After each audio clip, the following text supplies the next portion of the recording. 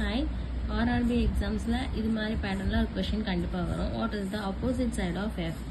நான் ஆல்ரெடி நம்பர்ஸ்ல போட்டிருக்கேன். இப்போ ஆல்பபெட்ஸ்ல பார்க்கலாம். எப்பவுமே நான் சொல்லியிருக்கல ஒரு டைஸ்னா ஒரு டைஸ்க்கு எத்தனை சைட்ஸ் இருக்கு? ஒரு டைஸ்னா 6 சைட்ஸ் இருக்கு.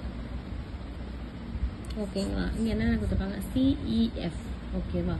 அப்போ A ல இருந்து F வரைக்கும் எழுதிக்கலாம். 6 சைட்ஸ் இல்லையா? அதனால A B C D E F 6 எழுதியாச்சுங்களா? இப்போ இங்க கொடுத்திருக்க Eயும் இருக்கு Cயும் இருக்கு Fம் இருக்கு. ஓகேவா?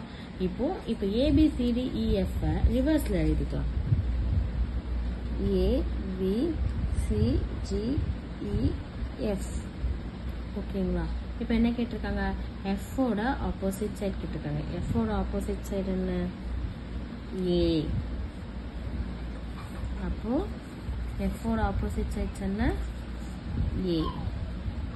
ஆன்சர். புரியுதுங்களா? இப்போ செகண்ட் சம் பார்க்கலாம். இது மாதிரி கொடுத்துட்டு ஆப்போசிட் சைட் ஆஃப் E அப்படின்னு கேட்டாங்கன்னா அதே தான். A B C D E F. A B C D E F. இப்போ E ஓட ஆப்போசிட் சைடு என்ன? B. E ஓட ஆப்போசிட் சைடு என்ன? B.